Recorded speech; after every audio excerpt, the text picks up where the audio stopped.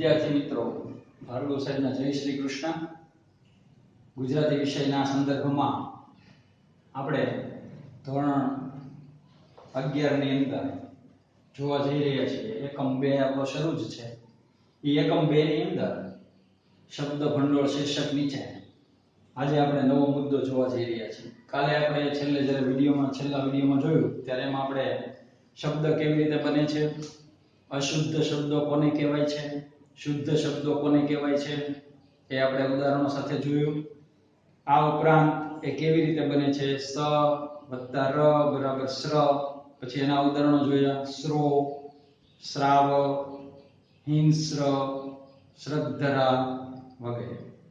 બીજા શબ્દો જોયો, સ વત્તા ત વત્તા ર બરાબર સ્ત્ર. તો એના ઉદાહરણો પણ આપણે જોયા હતા વિગતે, જેમ કે સ્ત્રી, શસ્ત્ર, વસ્ત્ર, અસ્ત્ર અને મિસ્ત્રી. ત્યાર પછી આપણે ત્રીજો શબ્દ પણ જોયો હતો, દ વત્તા ધ બરાબર ધ. તો એમાં આપણે શબ્દો જોયા હતા, યુદ્ધ, પદ્ધતિ, વૃદ્ધ, શુદ્ધ, સિદ્ધિ, રિદ્ધિ, સમૃદ્ધિ, શ્રદ્ધા, યોદ્ધો, સિદ્ધાંત, પ્રબુદ્ધ વગેરેના ઉદાહરણો છે. ત્યાર પછી એમાં છેલ્લો શબ્દ આપણે જોયો તો ધ વત્તા ધ એટલે ધ, ડબલ ધ. તો એના ઉદાહરણો પણ આપણે શબ્દોમાં જોયા હતા, જેમ કે અધ્ધર, સદ્ધર, શુદ્ધા, ઉદ્ધો, સિદ્ધાર્થ, ગદ્ધા વૈંતરું વગેરે શબ્દો એના જોયા હતા. અને એમની નિશાનીઓ પણ જોઈ હતી, કેવી રીતે લખાય છે એનો આપણે વિગતે અભ્યાસ કર્યો હતો, એ આપણે જોઈ ગયા. હવે એના આપણા પાછા બે પ્રકારો એમાં જોયા શબ્દોના, સંવૃત શબ્દો અને વિવૃત શબ્દો. એના ઉદાહરણો વિગતે જોયા હતા, મોર, મોર, ગોળ, ગોળ, ચોરી, ચોરી, શોક, શોક, બોડી, બોડી. આમ એના શબ્દો એટલે કે સમૃદ્ધ શબ્દો અને વિવૃત શબ્દો એના વિશે આપણે વિગતે ખ્યાલ મેળવ્યો હતો. એ શબ્દની બાજુમાં કૌંસમાં જે શબ્દો તમને આપવામાં આવેલા હતા મિત્રો, એ એમનો અર્થ પ્રગટ કરનારા હતા. જો સમૃદ્ધ શબ્દ વાપરવાનો હોય અને ત્યાં તમે જો વિવૃત શબ્દ એનો જ વાપરી નાખો અને એમાં જેમ લખાણ આપ્યું છે એમ જો લખી નાખો, તો એમાં જેમ પડખે કૌંસમાં આપેલા શબ્દનો અર્થ બદલાવ થાય છે, તેવી જ રીતે વાક્યમાં પણ વાક્યના અર્થનું અર્થઘટન બિલકુલ ગલત, ખોટું એમાં જોવા મળે છે. એટલે યથાર્થ નથી. અને પરિણામે જે કંઈ કહેવું છે, જે વાક્યનો મર્મ છે, જે વાક્યનો હેતુ છે, તે હેતુ આમને માર્યો જશે. અને પરિણામે આપણે જે વાત મૂકવાની છે, આપણે જે વાત કહેવાની છે, તે વાત આપણે સારી રીતે કોઈને સમજાવી શકતા નથી. કેમ કે રજૂઆત જ આપણી ખોટી છે, તો કેવી રીતે સમજાવી શકાય? તો આમ સમૃદ્ધ શબ્દોની યાદી અને વિવૃત શબ્દોની યાદી એ પણ આપણે આ શીર્ષક નીચે કાલે ભણી ગયા. એમના પણ તમે ઉદાહરણ જોઈ લીધા. આ ઉપરાંત છેલ્લે શું શીખ્યા હતા? તો કે છેલ્લે બે શબ્દો વિશે આપણે વધારે શીખ્યા હતા કે પ્રિયમવદા એવું સાચું નામ છે, એનો ગુજરાતી અર્થ થાય છે મીઠું બોલનારી.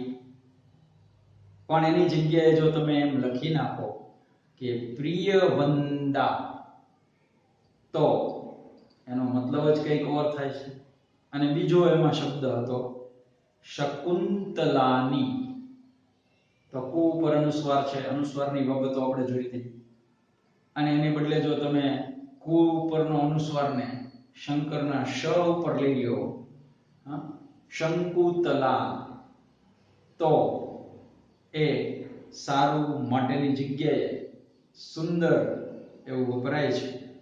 આવા ઘણા શબ્દો છે જેનો આપણે યોગ્ય અને સાચો ઉચ્ચાર કરી અનુસ્વાર ખરેખર કયા અક્ષર ઉપર મુકાયું છે તેનો ખ્યાલ રાખવાથી ઘણી બધી ભૂલોને નિવારણ કરી શકાય છે.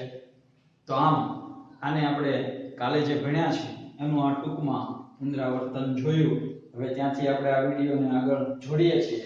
આજનો આપણો નવો મુદ્દો છે મિત્રો રૂઢિપ્રયોગો, જે આપણને સ્વાધ્યાયમાં દરેક પાઠ પાછળ જોવા મળે છે.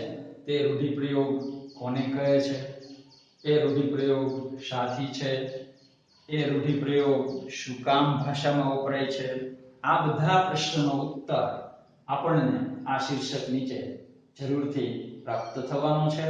તો તમે થાવ તૈયાર અને આનો જવાબ આપણે સૌ મેળવી લઈએ.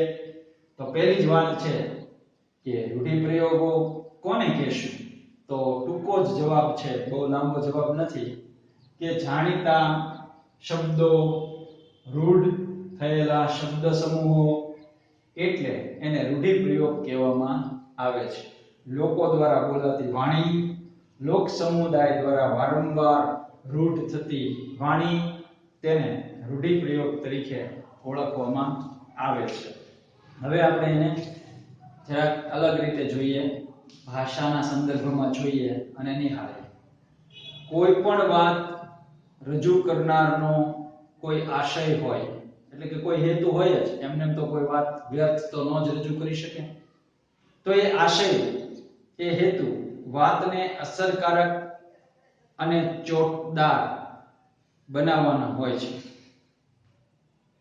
એમ કરવા માટે તે એવા બળકટ શબ્દોનો ઉપયોગ કરવાનો ઈરાદો તે રાખે છે. વપરાયેલા આવા શબ્દો પછીથી કાયમી બની જાય છે અને સહુના વપરાશમાં એ શબ્દો આવી જાય છે. તેથી તે રોજબરોજના વ્યવહારમાં પણ ધીમે ધીમે વપરાતા થઈ જતા હોય છે. અને ક્યારેક એવું બને છે કે આવા બે કે તેથી વધુ શબ્દો ભેગા કરીને કોઈ એક વિશેષ અર્થમાં જ તેને પ્રયોજે છે. આવા શબ્દો જે છે એ શબ્દો કે શબ્દ સમૂહો પણ પછીથી વિશિષ્ટ અર્થ સાથે વ્યવહારો બનતા જાય છે. એટલે કે વ્યવહારમાં વધુ ને વધુ તે પ્રયોજાતા જાય છે. એટલે એને એમ કહી શકાય કે વ્યવહારુ બની જાય છે. તે કોષગતનો મતલબ થાય ભાષા કોષ, ડિક્શનરી. કોષગત અર્થથી જુદો જ અર્થ ધરાવતા હોય છે. ડિક્શનરીમાં જે શબ્દનો અર્થ આપ્યો હોય, પણ આવા રૂઢ થયેલા શબ્દો, શબ્દ સમૂહો લોકો દ્વારા વારંવાર બોલાય છે, વારંવાર વાણીમાં આવે છે અને વળી પાછા એ વ્યવહારમાં આવે છે. પરંતુ અહીંયા આગળ આપણને દર્શાવ્યું છે કે શબ્દકોશની અંદર, એટલે કે કોષગત જે અર્થ હોય છે એ અર્થ જુદો જ અર્થ ધરાવતા હોય છે. તેના અર્થ કરતાં જુદો અર્થ ધરાવતા હોય છે. પણ કોષમાન્ય અર્થથી દૂર જઈને તે અમુક અર્થો દર્શાવે છે. પછીથી એ જનસમૂહ માટે તે ખૂબ જાણીતા થઈ પડે છે અને ધીમે ધીમે ચલણમાં તે રૂઢ થઈ જાય છે. આવા જાણીતા અને રૂઢ શબ્દ સમૂહો એને રૂઢિપ્રયોગો કહેવામાં આવે છે. જે આપણી વ્યાખ્યા હતી તે આવી ગઈ ને પછી, કે આવા જાણીતા રૂઢ શબ્દ સમૂહો એટલે જ રૂઢિપ્રયોગો કહેવામાં આવે છે. હવે અહીં આગળ થોડાક એમના ઉદાહરણો આપણે જોઈએ એટલે ખ્યાલ આવી જશે. બેસી ગયો,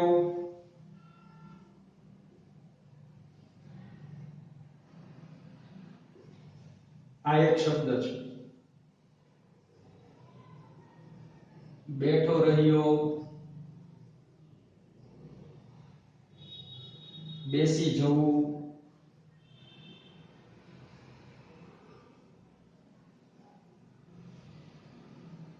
મનમાં બેસવું,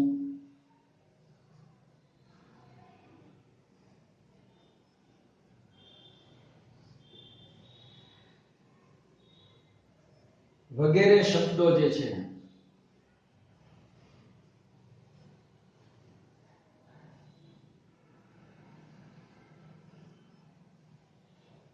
શબ્દો અથવા તો માની લો કે શબ્દ સમૂહનો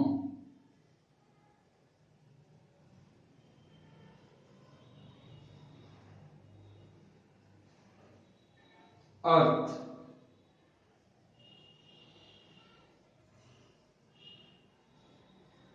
આપણે એટલે હું ને તમે બધા જ જાણીએ છીએ.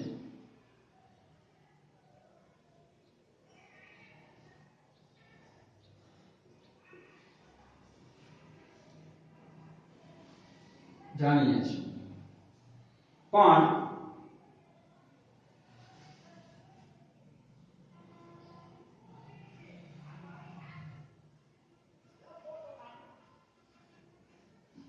પેપર અઘરું હતું એટલે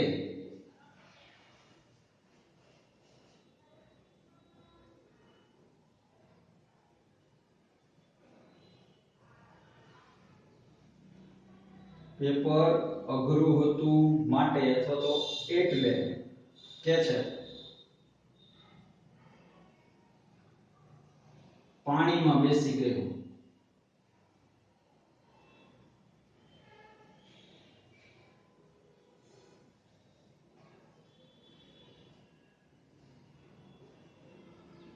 આમ આપણને ઘણીવાર જોવા મળતા હોય છે. તો ઉપર આપણે આ બધા અર્થો જોયા, આપણને જોવા મળ્યા કે બેસી ગયો, બેઠો રહ્યો, બેસી જવું, મનમાં બેસવું વગેરે શબ્દો આપણા શબ્દ સમૂહનો અર્થ આપણે બધા જાણીએ છીએ. પણ અહીંયા આગળ એક આપ્યું છે કે પાણીમાં બેસી ગયો. બીજું ઉદાહરણ લેવું હોય તો એમ થાય કે ઘેર બેસી રહે છે, એમ પણ એનું ઉદાહરણ લઈ શકાય. દાખલા તરીકે એનું ઉદાહરણ જોઈએ આપણે. શું લઈશું આપણે એનું ઉદાહરણ? બોલો. તો આપણે એનું ઉદાહરણ એવું લઈ શકીએ કે આ દિવસોમાં મંદી હોવાથી તે ઘેર બેસી રહે છે.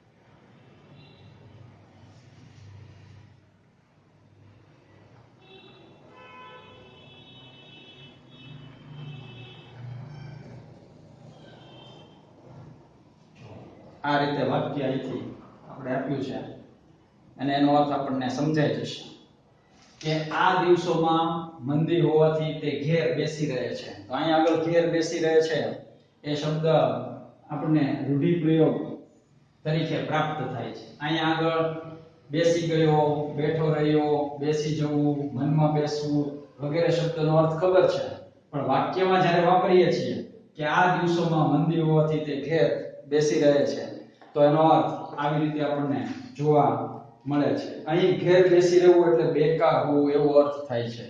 ઘરે બેસી રહેવું એનો મતલબ થાય છે બેકાર બેસી રહેવું.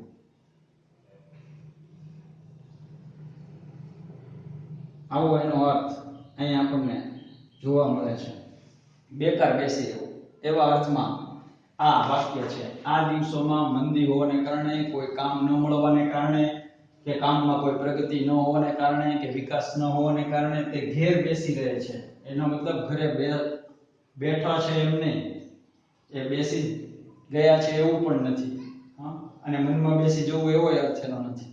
પણ એ ઘેર બેસી રહે છે, એનો મતલબ અહીંયા રૂઢિપ્રયોગના અર્થમાં એવો થાય છે કે તે બેકાર બેસી રહે છે, એની પાસે કોઈ કામ નથી, એવો અર્થ આ રૂઢિપ્રયોગ આપણને આપે છે અને આપણે સમજીએ છીએ. પરંતુ આ બીજો અર્થ છે કે જે પેપર અઘરું હતું એટલે એ પાણીમાં બેસી ગયો. તો અહીંયા અર્થ આપણે પાછો મંદી હોવાને કારણે પાણીમાં બેસી ગયો છે એવો અર્થ આપણે અહીંયા તો નહીં પ્રતિપાદિત કરી શકીએ. એટલે કહે છે કે ભાઈ પાણીમાં બેસી ગયો, અહીં બેસી રહેવું એટલે હિંમત હારી જવી એવો અર્થ થાય છે. આ પાણીમાં બેસી જવો એનો મતલબ થાય છે હિંમત હારી જવી, આવો અર્થ અહીંયા થાય છે. અહીંયા પાણીમાં બેસી રહ્યો એટલે કોઈ પાણીનું ટબ ભરીને કે પાણીના કોઈ તળાવમાં જઈને કે ભાઈ હું બહુ થાકી ગયો છું, જેમ દુર્યોધને યુદ્ધના અંતિમ મોડમાં કેમ પાણીમાં જળમાં સમાધિ લઈ લીધી હતી કે હું થોડોક થાક દૂર કરી લઉં, નવી શક્તિ પ્રાપ્ત કરી લઉં, બહુ થાકી ગયો છું યુદ્ધ કરી. એમ ઘણા એમ કે ભાઈ પેપર લખીને હું બહુ થાકી ગયો છું એટલે ઘણીવાર પાણીનું ટબ ભરીને એમાં બેસી જાઉં કે પાણીના એવા કોઈ સારા મોટા તળાવમાં જઈ અને નિરાતે બેસી જાવ. એમ પાણીમાં બેસવાનું નથી. કહેવાનો મતલબ એમ છે કે પેપર અઘરું હોવાને કારણે તે હિંમત હારી ગયો અને પરિણામે એ લખી શક્યો નહીં, ડરી ગયો. એ અર્થમાં એ રૂઢિપ્રયોગો રૂઢ થતા જોવા મળે છે. તો આ રીતે જોવા મળે છે આપણને એમાં અસરકારકતા એની. કોઈ પણ વાત રજૂ કરનારનો આશય વાતને અસર કરવાને ચોટદાર બનાવવાનો હોય છે. એમ કરવા માટે તેઓ બળકટ શબ્દ પ્રયોગનો ઈરાદો હાથ ધરે છે અને એ વ્યવહારમાં વપરાય છે. રોજબરોજના શબ્દોમાં તે એ વપરાય છે અને એ શબ્દો કે શબ્દ સમૂહ પણ પછીથી વિશિષ્ટ અર્થ અને વ્યવહારો બની જાય છે. તે કોષગત અર્થથી જુદો અર્થ ધરાવતા હોવા છતાં પણ કોષમાન્ય અર્થથી દૂર જઈને તે અમુક અર્થો સારી રીતે દર્શાવી શકે છે. પછીથી જન સમૂહ જે છે એ માટે તે ખૂબ જાણીતા થઈ પડે છે. ચલણમાં તે રૂઢ થઈ જાય છે. આવા જાણીતા રૂઢ શબ્દ સમૂહને રૂઢિપ્રયોગ કહે છે. આ એમના ઉદાહરણ: બેસી ગયો, બેઠો રહ્યો, બેસી જવું, મનમાં બેસવું વગેરે શબ્દો શબ્દ સમૂહના અર્થ આપણને જાણીએ છીએ. પણ આ દિવસોમાં મંદી હોવાથી તે ઘેર બેસી રહે છે. અહીં ઘેર બેસી રહેવું એટલે બેકાર હોવું એવો અર્થ જાણવા મળે છે, સમજાય છે. તો બીજું ઉદાહરણ: પેપર અઘરું હતું એટલે તે પાણીમાં બેસી ગયો. અહીં બેસી રહેવું શબ્દનો મતલબ થાય છે હિંમત હારી જવી એવો અર્થ નીકળે છે. કૌશિકને વાતમાં કંઈ બંધ બેસતું લાગ્યું નહીં. બંધ બેસતું ન લાગવું એટલે કંઈ સમજાણું નહીં. ત્રીજું ઉદાહરણ: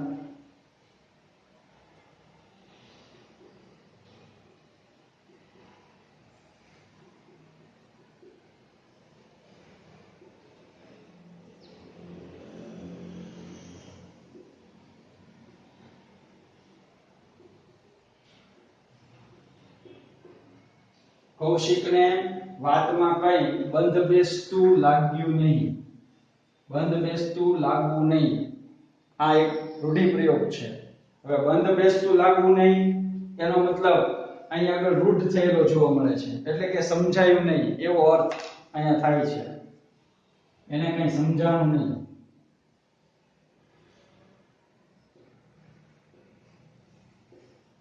આવો અર્થ આ વાક્યનો બંધ બેસતું લાગ્યું નહીં તો એ વાક્યની અંદર આવો અર્થ પકડવાનો છે કે કૌશિકને એ વાતમાં કંઈ પણ સમજણ ન પડી, ગતાગમ ન પડી, એટલે એ અર્થમાં લેવાય છે. આમ આ પ્રમાણે વાક્યના સંદર્ભ સાથે આ રૂઢિપ્રયોગો વિશેષ અર્થમાં હંમેશા પ્રયોજાય છે. સમયાંતરે સંદર્ભ વિના પણ તે પોતાનો ધારેલો અર્થ પ્રગટ કરી શકે છે. તેટલા સાર્વત્રિક બની જતા હોય છે. આપણે આવા થોડાક રૂઢિપ્રયોગો જોઈએ જેથી આપણને ખ્યાલ આવી જશે. અને આમ તો તમારા અભ્યાસક્રમમાં તમે જોયા જ છે, પણ છતાંય કેટલાક અભ્યાસ માટે વધુ રૂઢિપ્રયોગો ઉદાહરણ સાથે જોઈએ એટલે આપણને એનો તરત જ ખ્યાલ આવી જવાનો છે અને એ વિષય આપણા માટે શું મહત્વ રાખે છે એની આપણને ખબર પડી જવાની છે. એમાં પહેલો છે રૂઢિપ્રયોગ જે 11 ગણમાં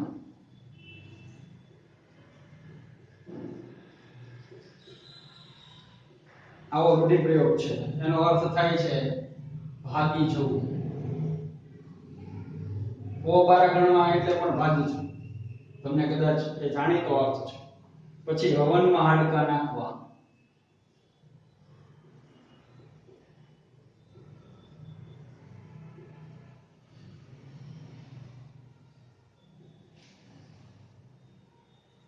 એટલે સારા કામમાં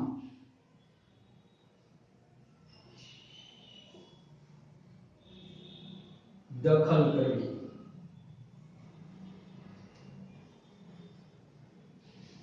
પછી એમાં ત્રીજો રૂઢિપ્રયોગ પણ આપ્યો છે ચોખા મૂકવા.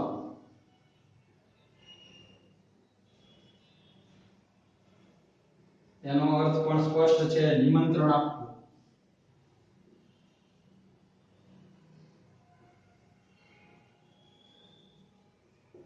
આમ આ રૂઢિપ્રયોગો જે છે એ આપણને જોવા મળે છે. પછી ચોથો રૂઢિપ્રયોગ છે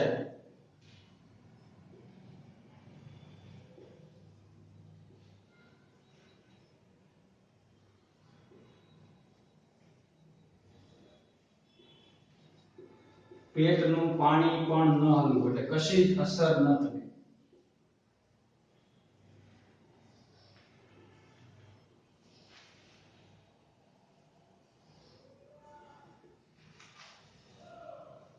આમ આપણને આ બધા અર્થો એના બહુ સ્પષ્ટ જોવા મળે છે. ત્યાર પછી મોં ભરવું, પાંચમો રૂઢિપ્રયોગ.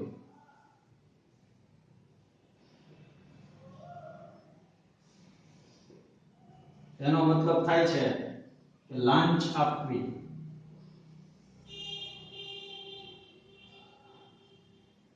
ત્યાર પછી છઠ્ઠો રૂઢિપ્રયોગ છે હાથ મારવો.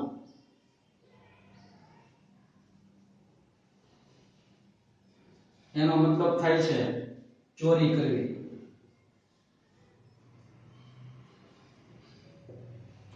તો આવી રીતે આપણને આ અનુક્રમે 6 રૂઢિપ્રયોગો જે છે એ આપવામાં આવ્યા છે. એમના વાક્ય પ્રયોગો હમણાં આપણે જોઈશું, ઉતાવળ નહીં કરીએ, પણ આ 6 રૂઢિપ્રયોગો તમારે લખવાના થાય છે. 11 ગણવા એટલે ભાગી જવું. એની બદલે અહીંયા એમ હોય કે પો 12 ગણવા તો પણ નાસી જવું અથવા ભાગી જવું, એવો જ રૂઢિપ્રયોગનો અર્થ આપણને જાણવા મળશે. ત્યાર પછી બીજો રૂઢિપ્રયોગ છે, પણ પહેલાનું આપણે વાક્ય પ્રયોગ જોઈ લઈએ. 11 ગણમાં ભાગી જવું. તેનો વાક્યમાં પ્રયોગ કરવો હોય તો એમાં આપણે ભાગી જવું શબ્દ નહીં લઈએ. આપણે એમ કે નીચે આપેલા રૂઢિપ્રયોગનો અર્થ આપી વાક્યમાં પ્રયોગ કરો, તો અર્થનો પ્રયોગ નથી કરવાનો, આનો પ્રયોગ નથી કરવાનો. 11 ગણમાં એ શબ્દનો પ્રયોગ કરવાનો છે. જો હું એનું ઉદાહરણ આપું છું, તમે નોંધજો. પોલીસની ગાડીની સાયરન વાગતા જ લૂંટારુઓ 11 ગણી ગયા. તો જોયું ને મિત્રો કે 11 ગણી જવા એવું એમને વાક્યમાં વાપર્યું છે. એમાં એને કે ભાગી ગયા કે ભાગી જવું એવો શબ્દ નથી વાપર્યો.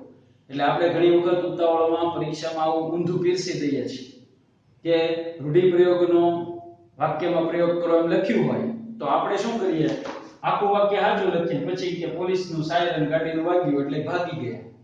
પછી આપણે એમ કહીએ કે અમે તો રૂઢિપ્રયોગનો વાક્યમાં પ્રયોગ કર્યો છે, પણ એ ખોટો છે અને માટે તમને વ્યાકરણમાં માર્ક કપાય છે. પણ રૂઢિપ્રયોગનો જ તમારે વાક્યમાં પ્રયોગ કરવાનો છે, અર્થનો નહીં. આવડતો હોય તોય તમારે એમાં પીરસવાનો છે, કેમ કે એમાં એમ કીધું છે કે રૂઢિપ્રયોગ આપો, એનો અર્થ આપો અને એનો વાક્યમાં પ્રયોગ કરો, એટલે કે રૂઢિપ્રયોગનો વાક્યમાં પ્રયોગ કરો એમ કહે છે, અર્થનો નહીં.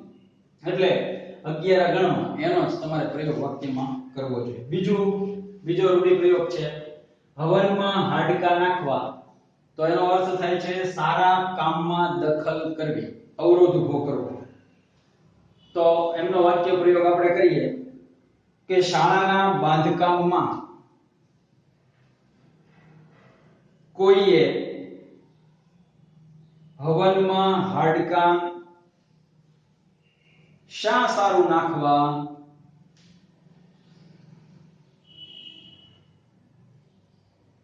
પછી ત્રીજો રૂઢિપ્રયોગ ચોખા મૂકવા, એટલે નિમંત્રણ આપવું એવો અર્થ થાય છે, પણ એનો વાક્યમાં પ્રયોગ લક્ષ્મીચંદ એમની દીકરીના લગ્ન નિમિત્તે સાહેબને ત્યાં ચોખા મૂકવા આવેલા.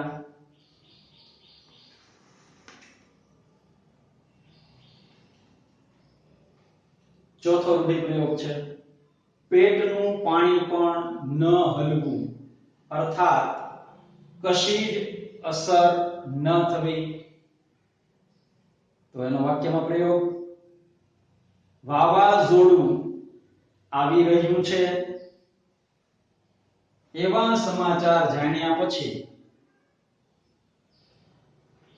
પણ કાનદાસના પેટનું પાણી ન હલ્યું.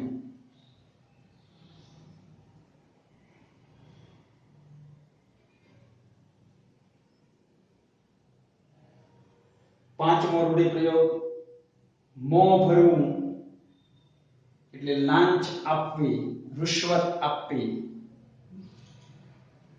બક્ષિસ આપવી. હવે તો સારા શબ્દોમાં કહેલો, લાંચ આપી એવું નથી કે તમે બક્ષિસ આપીશ, આપણું કામ ઝડપથી કરી દીધું ને સાહેબ, ચા પાણી ના આપ્યા, બક્ષિસ આપી.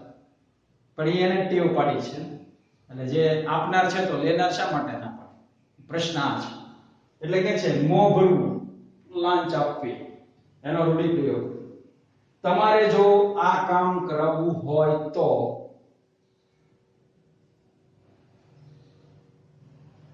અમલદાર સાહેબનું મોં ભરવું પડશે.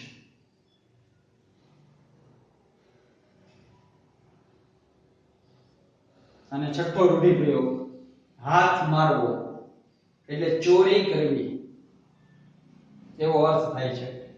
પણ આપણે રૂઢિપ્રયોગનો વાક્યમાં પ્રયોગ કરવાનો છે. સૌ તો એટલે બધા જ, બધા તો લગ્ન વિધિમાં પડ્યા હતા અને કોણ જાણે ઘરેણા પર કોઈ હાથ મારી ગયું. તો આમ આ 6 રૂઢિપ્રયોગો, એમના અર્થો, એમના વાક્યના પ્રયોગો, અને તમને પાછું એસાઇનમેન્ટમાં આપ્યા જ છે રૂઢિપ્રયોગો. એટલે એનો અર્થ એ તમારે એમાં મેં જે છે એ તમારે રૂઢિપ્રયોગનો અર્થ લખવાનો અને એનો વાક્ય પ્રયોગ જે મેં તમને અત્યારે આમાં કરી બતાવ્યો એ પ્રમાણે તમારે એનો અર્થ પણ લખવાનો છે. તમે પાઠના સંદર્ભમાંથી, પાઠમાંથી ગોતીને પણ લખી શકો છો અને પાઠ સિવાય પણ લખી શકો છો. પણ વાક્ય સાચું હોવું જોઈએ અને વાક્યના અંદર રૂઢિપ્રયોગ જે છે એ થયેલો હોવો જોઈએ, અર્થનો પ્રયોગ થયેલો હોવો જોઈએ નહીં. તો આમ આ રીતે જે છે એ પાઠ્યક્રમમાં વપરાયેલા રૂઢિપ્રયોગો જોઈએ આપણે.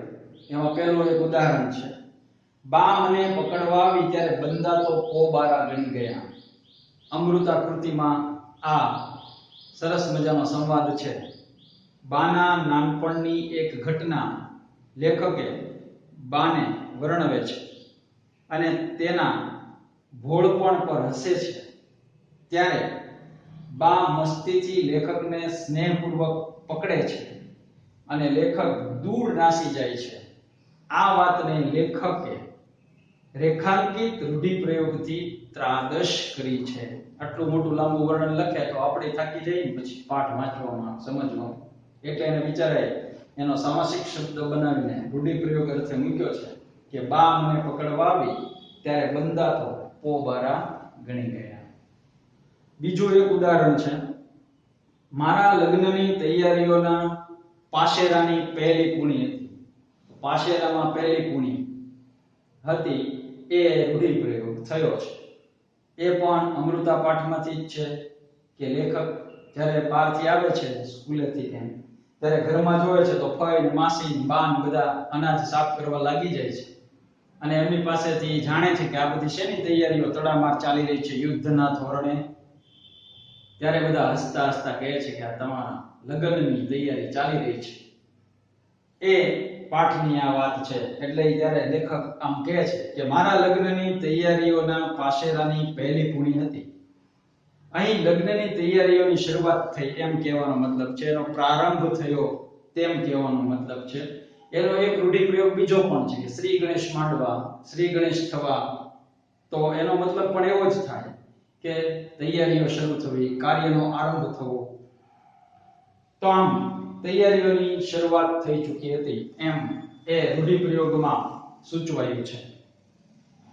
ત્રીજી વાત એમાં કહેવામાં આવી છે, અમુ જતા કુટુંબનું જાણે માંગલ્ય મરી ગયું. માંગલ્ય મરી જવું એ પણ અમૃતાની વિદાય વખતે સાસરેથી પાછી આવે છે અને પછી માંદી પડે છે, પછી સાજી થતી નથી અને અચાનક એક દિવસ બધાને છોડીને ચાલી જાય છે.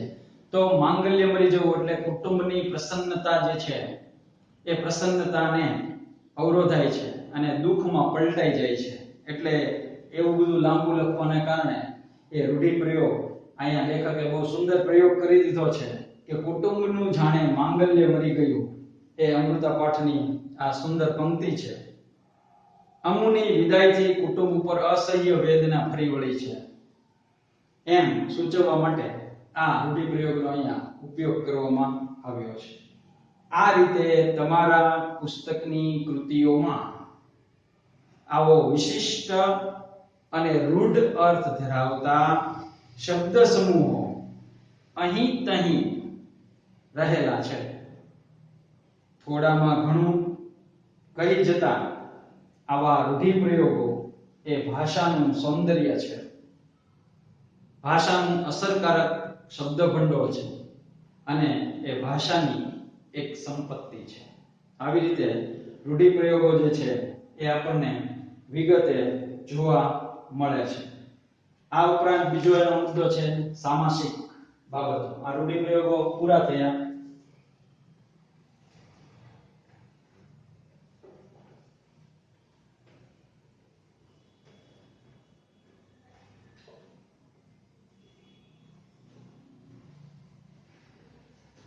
હવે જે મુદ્દો આવે છે એ આપણે જોઈ લઈએ કે એ સામાસિક શબ્દો વિશેનો મુદ્દો જોવા મળે છે.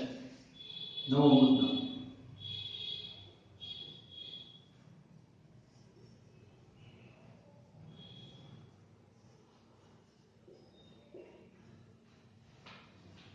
તો બે કે તેથી વધારે શબ્દોનું પાસે પાસે આવીને જોડાવું એટલે સમાસ.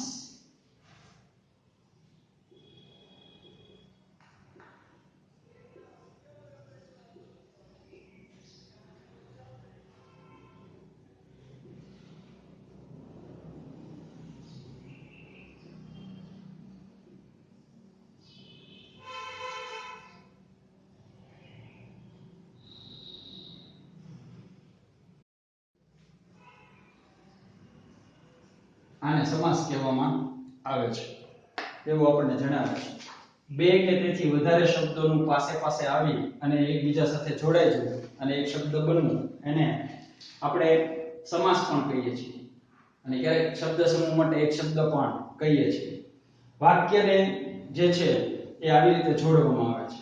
આપણે ઘણી વખત બે સ્વરો કે વ્યંજનોની સંધિ કરતા જોઈ છે અને એને જોડી છે.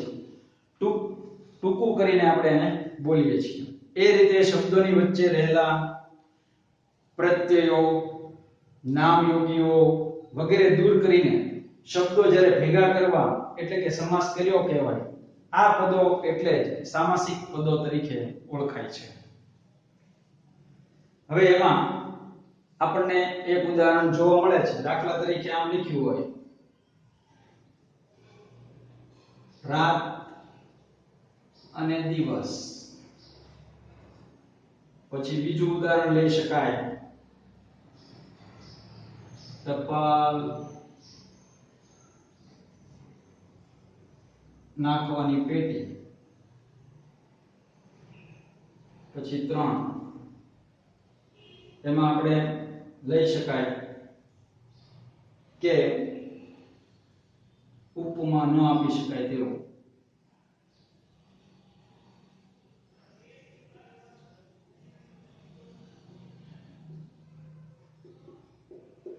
ઉપમા ન આપી શકાય તેવું. અને ચોથું છે રાત્રિના મધ્યભાગ.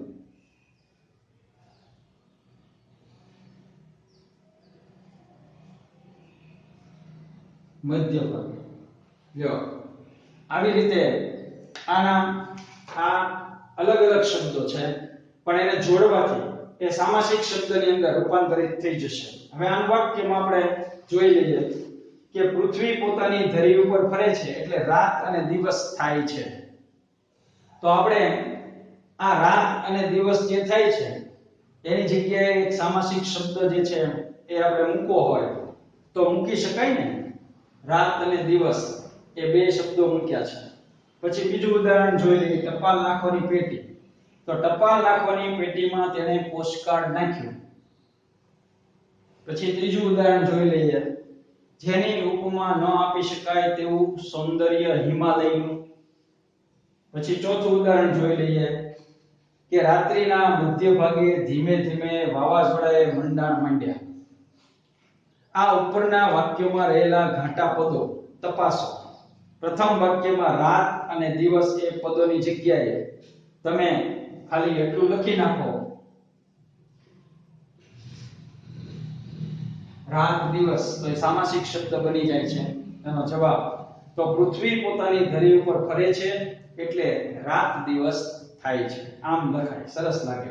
મૂકીએ એટલે એ આવી રીતે લખી શકાય છે, પણ વચ્ચેથી આ લીટીને દૂર કરી દેવાની અને રાત દિવસ બે ભેગું લખી નાખવાનું તમારે. રાત દિવસ થાય છે. આને સામાસિક શબ્દ બન્યો કહેવાય મિત્રો. અને વાક્યમાં આવતા આટલું લાંબુ ન લખવું પડે. રાત અને દિવસ, રાત દિવસ એમ લખો એટલે વાક્યમાં સામાસિક શબ્દ વપરાઈ ગયો કહેવાય. હવે બીજું વાક્ય જોઈ લઈએ આપણે. આ પહેલું જોઈએ, ટપાલ નાખવાની પેટીમાં જે છે એ, તો આપણે એમ કહીએ કે ભાઈ ટપાલ પેટી એવો શબ્દ થઈ જાય ત્યાં. તો એમાં આપણે વાક્ય કરી નાખીએ કે સરસ રીતે શું થાય તો કે ટપાલ પેટીમાં તેણે પોસ્ટકાર્ડ નાખ્યું અથવા પોસ્ટ કર્યું. તો એ ટપાલ પેટી શબ્દ છે એ સામાસિક શબ્દ આપણને જોવા મળ્યો. પછી ત્રીજું ઉદાહરણ છે, ઉપમા ન આપી શકાય તેવું. તો એમાં આપણે સરસ લઈ શકાય એવો શબ્દ છે અનુપમ. તો આપણે એમાં વાક્ય પ્રયોગ કરી શકીએ કે ભાઈ અનુપમ સૌંદર્ય હિમાલયનું, અને પછી આશ્ચર્ય ટપકું મૂકી શકીએ. ચોથું, રાત્રિના મધ્ય ભાગે, તો એના માટે મધરાતે એવો શબ્દ વાપરવામાં આવે છે. તો આમ આ સામાસિક શબ્દો જે છે એ લખાણ ટૂંકું કરી નાખે છે, એમના અર્થ સ્પષ્ટ કરે છે અને સરસ વાક્યની અંદર એ બેસી જતા આપણને જોવા મળે છે. રાત અને દિવસ એવું લાંબુ ન લખવું પડે, ખાલી રાત દિવસ ભેગું કરીને લખાય. ટપાલ નાખવાની પેટી એટલું લાંબુ વર્ણન ન કરવું પડે, પણ ટપાલ પેટીમાં પોસ્ટકાર્ડ પોસ્ટ કર્યું એમ લખી શકાય. ઉપમા ન આપી શકાય તેવું એવું લાંબુ ન લખાય, પણ અનુપમ છે હિમાલયનું સૌંદર્ય એમ પણ લખી શકાય. રાત્રિના મધ્ય ભાગે એટલે મધરાતે એમ આપણને લખી શકાય છે. તો મધરાતે ધીમે ધીમે વાવાઝોડાએ મંડાણ માંડ્યા એવું એમનું ઉદાહરણ આપણને જોવા મળે છે. તો અનુક્રમે આ આપણને જોવા મળે છે ટપાલ પેટી, અનુપમ, મધરાતે, રાત દિવસ વગેરે.